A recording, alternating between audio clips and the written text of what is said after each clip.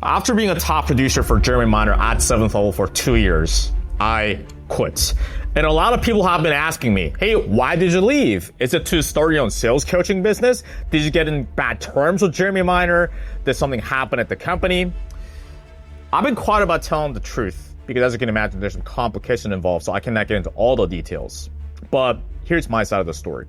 So let's first go over the wrong speculations from people. People saying that, oh, Brian, did you quit to start your own sales coaching business? And contrary to popular belief, that is not the case, because historically from this company, that has been a running problem where a sales rep becomes half decent in this company and then, or any other company for that matter, and then they start their own sales coaching business. And so there have been big problems where that happened. Right? There have been sales reps that even sold the leads that are generated by the company and then sell them into their own sales coaching instead of selling them into the program of the company they sell for, which is a whole different topic.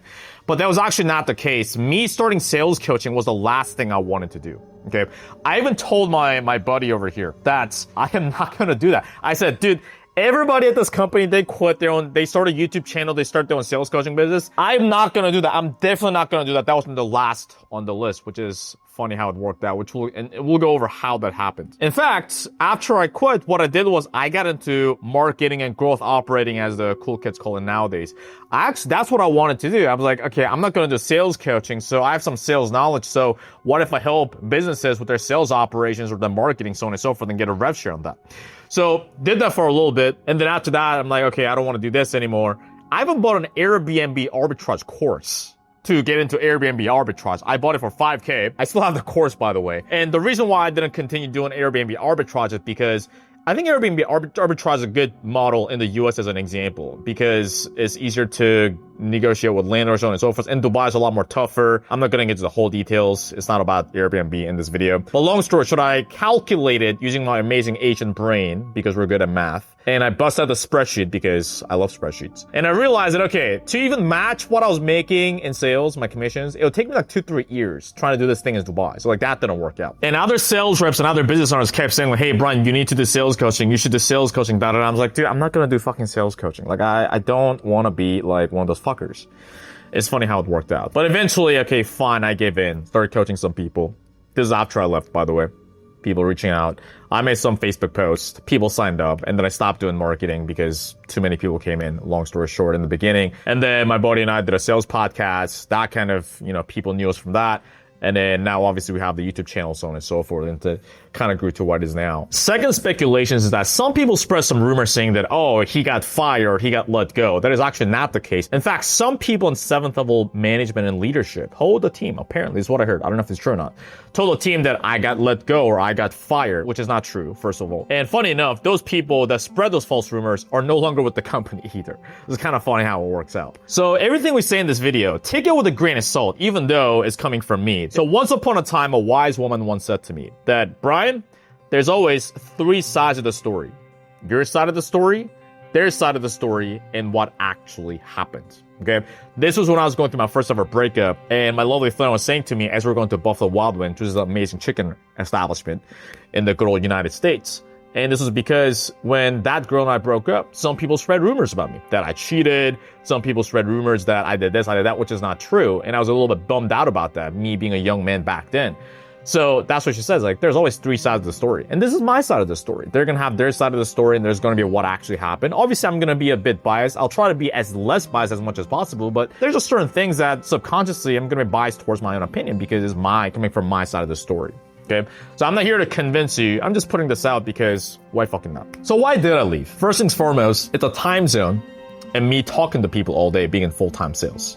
So I rarely worked in normal time zone when I was selling full-time. So when I first got into sales, I was in South Korea, which is the same thing as Australian time zone. So I was getting up at 3 in the morning, pretty much 6-7 days a week to get on sales calls selling to US leads.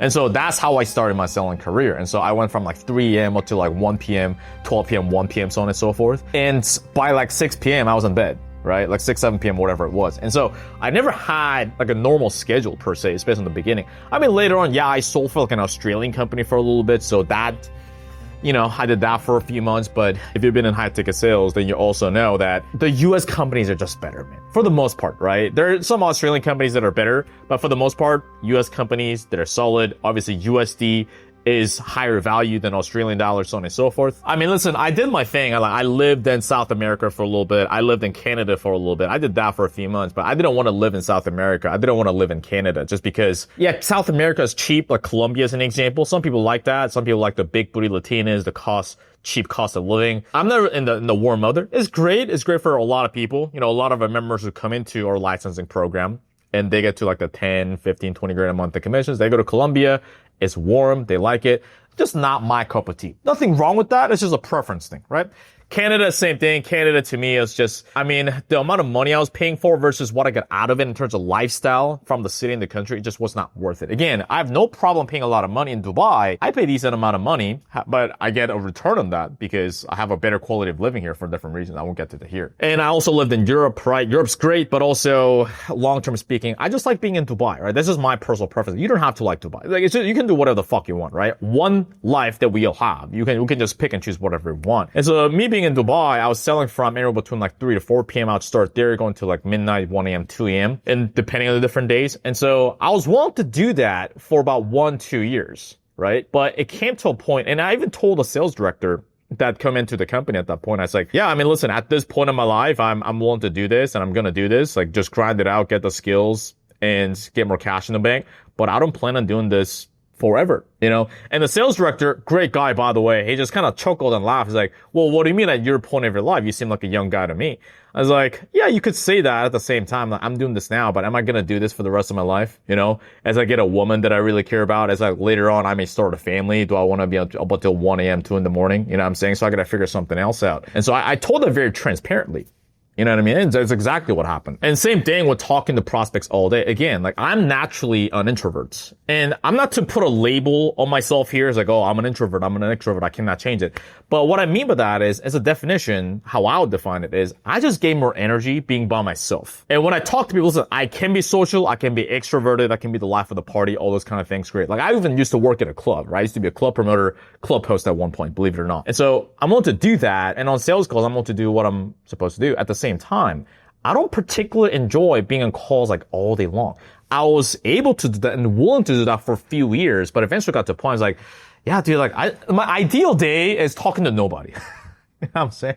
Like me being at home, you know what I mean? Like that's my ideal day. Don't get me wrong. I like to go out and like kind of socialize, go out to a beach club with my friends, meet some people. I like coaching our members for sure, but doing that like 10, 12 hours a day, like back-to-back calls, that is not an ideal life for me. And if you're watching this, maybe you resonate with that. Maybe you're a people person, whatever it may be. And so this is like a taboo topic in the sales industry that most people are not willing to talk about, especially gurus, because obviously me even talking about this is unideal, right? Because it may drive you away from wanting to stick around in sales, so on and so forth, which I may lose some sales from that. But that is fine. And I just gotta speak up about this because most people, most sales reps in high ticket sales or most industries, they don't want to stay in sales for the rest of their life. And that is completely fine because when, sales reps come into our program, again, licensing program, real sales system, they start at about maybe 5 to 10 grand a month and they get to 15, 20 grand a month, 30 grand a month in commissions. That's great, right? Whether they started out at in-person sales like door-to-door, car sales, home improvement, corporate sales, or they're already in high ticket sales and they get to that point. That's great. Like they get the location freedom. They can move to wherever they want. They start making more money, start going to nice restaurants. I'll give an example, right? Tommy as an example, he went from about 8 grand a month to 15, 20 grand a month in commissions being in high ticket sales. That's great, right?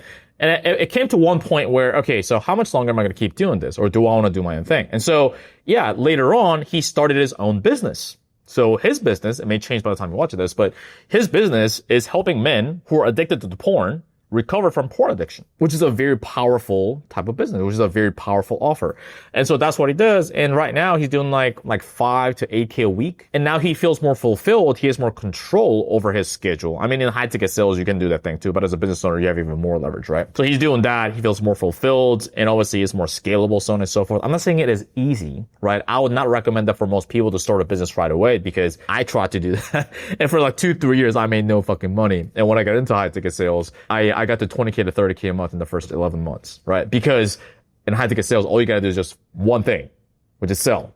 right? Once you understand that, you get cash flow in the bank, so on and so forth. And so, yeah, Tommy sent me a text saying that, yeah, I can pay for my mom's mortgage now. And he feels more fulfilled, making these transformations of people, which is fantastic. Another example too, we've had members that come in that get to 10, 15K months of commission. They start able to travel, go to sunnier places. Maybe they live in Canada. They move to somewhere more sunny. Food's better. Quality of life is better. You know what I'm saying? And then at that point, they start AI businesses. They do that, which is also great because with these guys, they already have experience selling, right? They know how to sell. So now you can skill set stack. They know sales now and become an exceptional salesperson. Now you start to understand marketing more because you understand sales and marketing and sales go hand in hand. And also you may understand how a business operates in a whole picture. And so at that point, it's a lot easier for you to succeed into the next thing. You have more cash in the bank. And being in business, you're going to invest into your own business. You're going to spend quite a bit of money. You have to tolerate risks. You know what I'm saying? You being a sales rep, being a successful one at that, your risk tolerance and your stress tolerance goes up. The reason why most people cannot succeed in business because they do not have the characteristics and the skill set, right? They're not able to tolerate stress and risks as much as they think they can. But being in sales, you kind of have to in order to become a successful sales rep. You have more cash in the bank. You have more network. You have more resources. That's where people typically succeed, right? Another example too, Vlad. Vlad as a sales rep got to 10 to 20K a month, right? See what I'm saying? So I'm not going to take all the credit, but what he also did was he came into the program. I consulted him on a few things because he was moving into sales management, sales operations now within inside of an organization. And, I'm not going to name the exact figure, but he got to 7 figures a year. By the time you're watching this, probably more. You know what I'm saying? 7 figures a year. He bought his own penthouse. He bought his own car. Again, I'm not taking all the credit, but I consulted him on a few things. Brian as an example, not me, Brian, but another Brian. He got to 15K a month in commissions. I trained him on a few things, helped him double his close rates while working less hours, which is great. Again, I'm not going to take all the credit. He got there. And then later on, he's like, yeah, Brian, I want to move up to the next thing. And then he didn't want to do like sales coaching like a lot of sales reps do, including myself, to be fair, because he said, well, Brian, there's a lot of people that are, it's quite of a saturated market. I want to go into something else. I said, great. So he wanted to go into a sales agency. Again, consulted him on a few things on how to actually succeed doing sales consulting, sales agency, so on and so forth. Again, not going to take all the credit, but he closed a 30K deal the other day and now they're doing well. You know what I'm saying? And so it's skill set stacking. You're able to succeed as that. Again, same thing. Now you're able to take those skill set and the cash flow and the network and then move on to a higher opportunity vehicle. But if we just try to skip steps, it's going to be a lot more difficult. And so you as a sales rep watching this right now, the immediate step is like, okay, earn your stripes, right? Like become a successful sales rep, get the cash flow, get the skills, get the network, so on and so forth. And then after that, you can do what you want to do, right? Whether it be investing into real estate, whether it be starting your own business of some sort. But whatever venture you go into, like this thing's going to carry over. Like it's hard to escape that. Whatever business you try to do or whatever the thing you try to do, we cannot escape that we need these skill set and these network and the cash flow to be able to move on to the next thing. And same thing to me, try to start a business before learning these things and having this cash and all these kind of things. I was struggling a lot. And like I said, for 2 years, I was making no money. I was just banging my head against the wall. And once I got into sales, okay, cool. Like I know this thing now. I start my own business. This year, I made the most amount of money I have in my entire life. And I'm going to keep doing that because I understand this. So it's really understanding what season of life in your career you're in right now. This season doesn't need to be forever in your career or life. It's just one season. Next part is the corporate and office environment. So at one point, it got to a point in the company where they were promoting more of having more people come work at the office, right? The sales rep work at the office. It was going into more corporate environment, so on and so forth.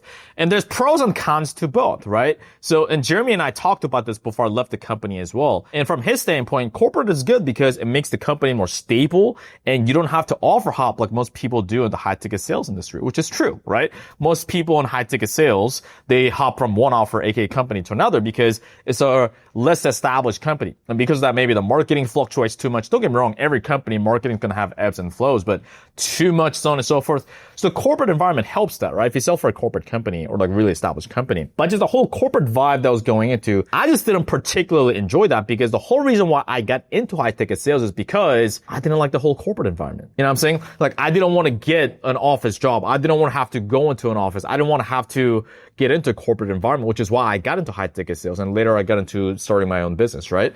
And so again, nothing wrong with that. Some people thrive it. There's all the good reasons why the company was moving in that way because in an office environment, like an in-person office sales team, that is going to be a virtual sales team, given that all other factors are the same, because the speed of communication, more accountability, so on and so forth. And to be fair, whether for my own business, for this business right now, or other businesses, I'm probably going to open up an office at that point. You know what I'm saying? So again, I may not prefer it at that time of me being in the receiving end. I may do it as a business owner myself. Nothing wrong with that. It's just what you prefer and what you don't prefer. I tried to get into the office, but I couldn't because of different reasons. But I just didn't enjoy the whole part. It's just about being clear on what you want and what you don't want, and what you're willing to do and what you're not willing to do. So your question may be, Brian, are you on good terms with 7th level, or are you guys like fighting or something like that? So I know people that were part of the organization and then they left and then they started their own thing and they got, what's that thing called?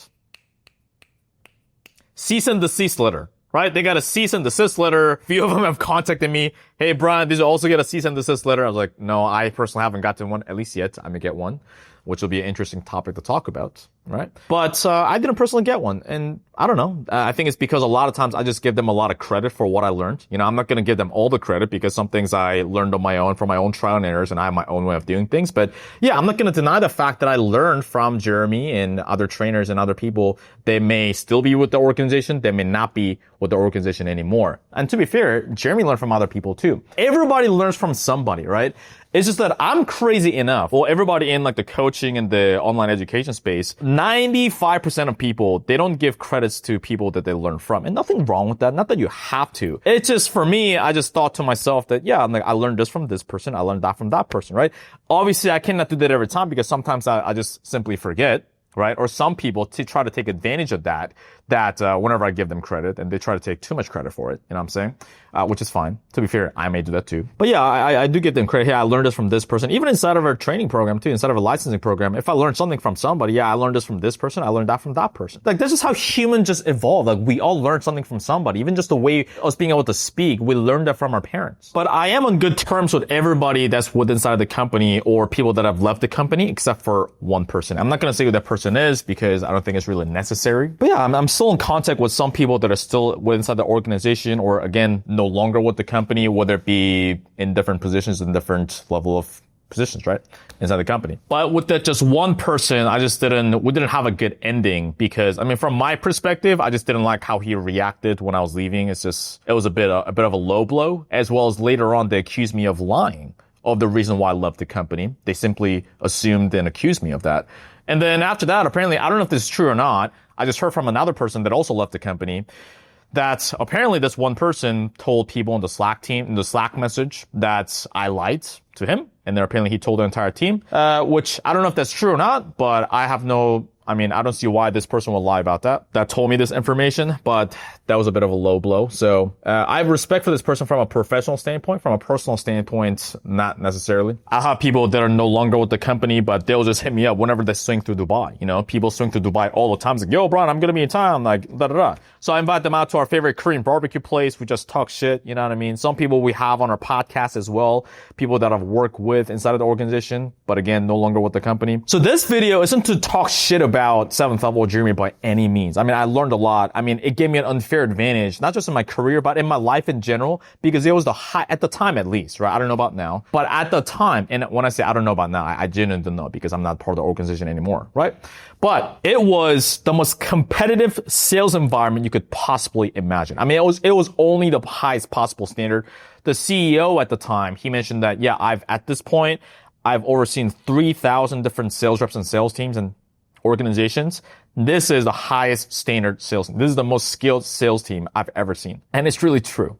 There will be other reps that will be making 30 grand a month, 40 grand a month, supposedly 100 grand a month in commissions. They come into 7th level. They don't last 1 week or 1 month. It's true, right? Because they struggle to make 8 grand a month, 10 grand a month. And then after that, they don't make enough money. They cannot compete. So end up leaving. And so I'm appreciative grateful of my time there, of like the highest possible standard, which is also what we bestow down on our members inside of a licensing program as well. But if you're new to the channel, welcome in. If you're a returning viewer, also welcome in. On this channel, we specialize in helping in-person sales reps, whether it be car sales, door-to-door, home improvement, corporate sales, transition into remote high ticket sales to get to 10K, 20K a month, 30K a month in commissions so they can spend more time with their family, so they can move to a better city or country, so they can become a better provider. Also, if you're high ticket sales right now, get to the 10K, 20K, 30K a month in commissions. So the content on this channel, obviously not as in-depth and personalized as actual licensing program real sales system, but hey, feel free to use that in the meantime. You can go here or the first link in the description box below, or just go to my videos on this channel, start binging through them, start using them. If you just want to shortcut the process and speed up getting to your goal, feel free to use the content. Go make more money.